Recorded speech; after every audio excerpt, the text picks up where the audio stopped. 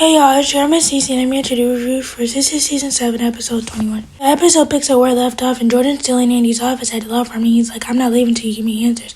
And Andy's like, the truth is, I'm still in love with Gary. Jordan calls BS and she's like, I'm for real. I thought I put my feelings aside for him, but when we started hanging out with him and your sister, I realized that I was still in love with him. Jordan's like, so you expect me to believe every time I touched you, every time I kissed you, every time I made you say my name, you were thinking about Gary? Andy's like, well, I was. Andy's like, I still love him and you need to go. Jordan's like, I'll go, but just know that I know he has something over your head and I'm going to figure it out. Of course, Andy is standing in her office and she's crying hysterically and Fatima walks in and she's like, what did I miss? Andy's like, it's scary. He's forcing me to marry him. Fatima's like, we've been through this. I told you don't have to marry him. And Andy's like, yes, I do, because if I don't, he's going to make Jordan pay for it. And Jordan's perfect. Gary finally got what he wanted and he has possession of me. He always wanted to own me and Fatima's like, oh no, you don't. He's not going to get away with this. Fatima walks out the door ready to handle business and get done what needs to be done because she's ready to stand on business about Andy and she's not playing. Over at Sabrina's, it's the morning of her procedure and she gets a call from Karen as a word of encouragement to let her know that everything's going to be okay and the girls are going to be there for her, even if Richard. Karen and Sabrina's conversation is cut short because Sabrina receives a knock on the door and who is it? Tamani. And I'm like, Sabrina, you just let anybody and everybody at your house. You don't care about the energies that are mixing in your home just because you allow anybody and everybody there. But Tamani is there and he brings her some flowers because he wanted to do a sweet gesture. But he's really over there to tell her that his blood work came out fine and they can go ahead with the procedure. And then he offers her some coffee and she's like, no, I gotta stay caffeine free for it. He's like, my sperm is at your service, my lady. And Sabrina's like, thank you. You're making all my dreams of becoming a mom come true. And Damani's like, all your dreams deserve to come true. Then he touches her and he is doing absolutely too much. If that wasn't a sign that he likes you, Sabrina, I don't know what else to tell you. As they're talking, Sabrina receives another knock on the door and it's Rich. And he's like, what's going on here? Sabrina's like, it's nothing. Rich said, it don't look like you. Your pajamas would have worked out. Who is eager and willing to give you his sperm? Like, what is up? Sabrina's like, nothing, you're just here to check on me before my procedure. Tamani's like, it's not even like that. And Rich is like, I'm talking to my woman, so you stay silent. And then he's like, oh, I see you bought you these flowers too. Sabrina's like, you really mad because he's being considerate or not? Rich is like, I'm not being considerate because I don't want to give you my sperm, and he does. Tamani's like, I think it's time for me to go. And Rich is like, finally, this is something we both can agree on. Way to read the room, my guy. And then Damani's like, well, don't let this suit fool you because I ain't with it. And Sabrina apologizes to Tamani, and I'm like, Sabrina, that's something you don't do. You don't apologize to a man that your man is trying to check for what. Don't sit there and argue with a man in front of a man that likes you. If you think your man is wrong for how he handled the situation, always check him in private. Don't do it in front of nobody. Over at the salon, Trey's there to drop off some packages, and of course Karen gives him an attitude when he comes in, and he's like, that's how it is? Karen's like, yeah, I saw you with some at the grocery store. Trey is like, oh, for real? And Karen's like, that's all you gotta say? Trey is like, first of all, me and Pam never agreed to be exclusive. Karen is like, does Pam know that? Because you run around here telling people that you're the one. Karen's like, yeah, I might be mad at Pam right now, but I don't want to see her heartbroken. That's my girl. He's like, oh, are you really mad because she won't cut you in the roots to riches? Karen's like, she told you that too. Trey's like, yeah, me and Charlie talk about everything. Karen's like, well, you could drop off those packages after you tell Pam how you really feel. It's later in the day and Trey comes back to the salon and him and Pam are being all lovey-dovey and they kiss and Karen's being shady like, if you need me, I'll be in my office. Karen walks away and Pam is like, she still has attitude and Trey's like, can you blame her? You are using her spot for roots to riches and I think you do owe her something. Pam is like, so you taking her side now? And Trey's like, no, but right is right and wrong is wrong and I do think you owe her something. I don't know whether to like Trey or not to like. Trey and Pam have the conversation that they need to have and Trey's like, you know Karen's a good friend because she put me on blast earlier because she saw me with Monique at the grocery store. Pam already knew about it apparently because she wasn't in phase at all. So she was like, the whole time that she was telling me to sell my role, she was looking out for me and I accused her of being jealous. Trey's like, yeah, but having this conversation made me realize one thing and Pam is like, what's that? That I want to be exclusive with you.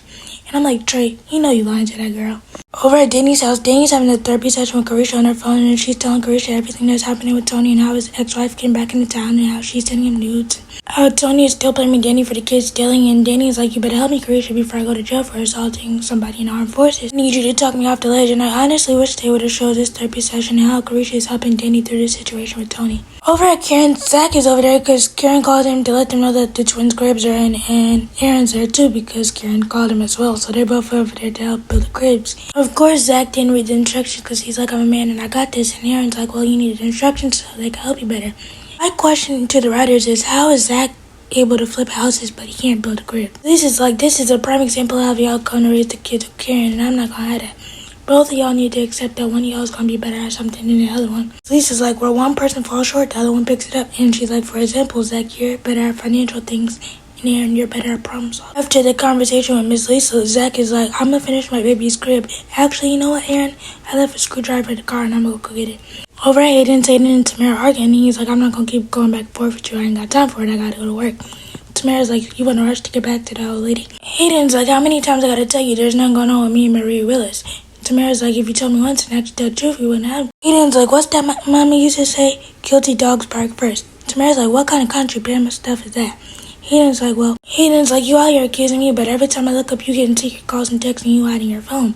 Tamara's like, don't project your BS on me. Hayden's like, let me see your phone then. Of course, Tamara doesn't let him see her phone, and he's like, that's what I thought. So Hayden leaves, and Fatima walks in, and Tamara's like, what are you doing here? I don't work for you anymore. Fatima's like, you did the unthinkable and made your market falling in love with him. Tamara's like, I actually did fall in love with him. Actually, we fell for each other. Fatima's like, if you're all so lovey-dovey like you say you are, then why were you yelling when you was walking out of his office when you caught him with Marie? Tamara's like, none of your business, and Fatima's like, yeah, you're right, I actually don't care about you and Hayden's relationship spots, but what I do want to know is he on Gary's plan to mess around with my girl? Tamara's like, your girl who, Andy? Fatima's like, nah, my girl Adele, we went way back in boarding school in London. Tamara's like, I don't know what you heard, but Hayden so far Miss Marie Willis is behind. He doesn't have time for anything else. Tamara's like, you need to go talk to somebody about your paranoia, Fatima, because it's not good. And speaking of your girl Andy, you don't have to worry about Gary because I hear that he's getting bomb cat from somebody else. Fatima's like, is that so? And Tamara's like, yep, it is. Fatima's like, you know what, Tamara, you've been very helpful. One thing for sure and two things for sure. Fatima's going to assault somebody else because she's like, this how you living?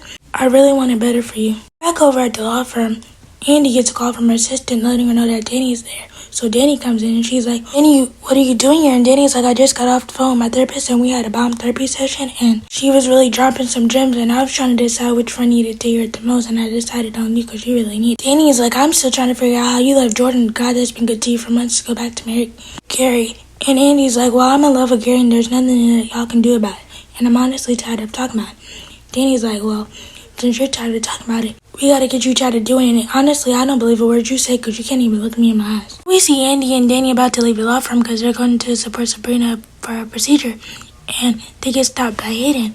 And Hayden's like, where are you going, Andy? Andy's like, Hayden, I don't report to you. And Danny's like, you want me to spray him because I got maced? Andy's like, don't worry about it because I got it. Danny's like, you sure? Because I don't mind using this whole can on this roach. And I laughed so hard. Danny's like, I'll meet you in the car though, Andy. Andy's like, Hayden, what can I do for you? Hayden's like, I'm sorry to interrupt your personal time, right? But did you know that we had a meeting with Marie today?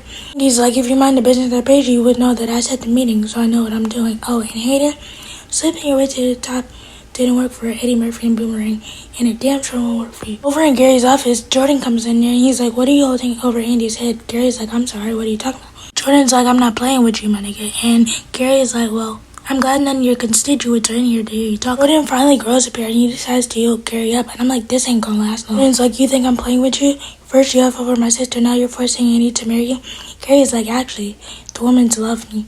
Always have and always will. Gary's like, go ahead and do it. I see in your eyes that you want to do something. Jordan lets him go. And he's like, just what I thought. You're not man enough for Andy. Jordan's like, you're not gonna get away with this. And Gary's like, look around, I already have. He's like, you need to focus on winning your election and leave pleasuring Andy to me. Over at the juice bar, Jordan goes over to tell Rich what happened with Gary, and Rich is like, you don't need another scandal, my guy. Jordan's like, after the election, he's about to walk away with my woman. And Rich is like, oh, your situation is worse than mine. All I gotta do is try to stop Sabrina's colleague from falling in love with her because I could see it in his eyes that he likes her. Then Tony comes in and he starts talking about this situation with Danny, and he's like, you know what, guys, we're a sad trio. But Tony convinces Rich to go talk to Sabrina. Outside of Gary's office, Fatima's like, Gary, I need to talk to you. Gary's like, that's too sad because I don't want to talk to you. Fatima grabs his arm, and I'm like, Fatima, why you grab this man? But she's like, don't walk away when I'm talking to you. She's like, I know what you're trying to do with Andy. I already know what you're going to say. I'm not going to get away with it. You and them other MFers and them ghetto girls need to get some new dialogue. Because there's nothing that you, Jordan, or them ghetto girls could do to stop me from marrying Andy. He tries to walk away again, but Fatima grabs him again. I'm like, Fatima, why you continue to be the aggressor now? If something happened to you, it'd be your fault because you continue to grab him. Gary's like, oh, and tell your boyfriend, it's actually our fiance, Gary, that I'm taking very good care of his phone. Then he gives his security guard the signal to knock down Fatima and secure her purse. I'm like, Fatima, usually carry the blicky in your waistband or somewhere with easy access so you wouldn't get caught lacking. But it's time for you to call Madam and get the show on the road because Gary nor his security guard had no business doing. Over at the hospital, Sabrina and Maurice get there first and they're having a conversation, and Damani walks in. Maurice is like, oh, look at y'all being twins trying to beat Atlantic traffic. He's like, that's gonna be good when y'all co-parent. Sabrina's like, we're not gonna go by it. I already said that. And the look on Damani's face, he wasn't happy about that at all. Then the girls show up and they're interviewing Damani, like asking him, does he got kids and all that stuff. As they're talking, Andy gets a call from Gary and he's like, I don't know what you and your ghetto friends are doing, but there's nothing that you can stop from us getting married. And he's like, do like Jagged Edge and you better meet me at the altar in your white dress. Gary's like, if you don't meet me at the altar, Jordan's gonna be in the lake, and this spooks the heck out of him. Time for Sabrina's procedure, and the nurse comes out and she asks Sabrina who she wants to go with her, and of course Sabrina chose Damani. Over at Zach and Fatima finally makes a call to Madam that we all have been wanting her to make for a while, so we can finally get the show on the road and get Gary up out of here. As the girls and Maurice are waiting on Sabrina to get done with her procedure, Maurice winds up talking to Andy because he knows that she's working with Miss Marie Willis. Maurice winds up knowing Miss Marie Willis' husband because he's been on his fixation page before under another name. So the whole time that Hayden and Andy thought that he was cheating with his assistant, he's actually DL. Then we see Rich bust through the hospital doors like he's Superman trying to save the day. He's like, where's Sabrina? The girls and Maurice is like, she's back in the room for her procedure. You're a little late. As the doctor is talking to Damani and Sabrina about the procedure process and how everything's gonna go, Rich busts through the room and he's like, Sabrina's like, what are you doing here? And Rich is like, if anybody's gonna give you sperm, it's gonna be me. And I love you, and I'm not gonna let this nigga give you sperm. Which, little do y'all know, Sabrina's already pregnant, and I wonder how Damani's gonna feel when he finds out that she's already pregnant.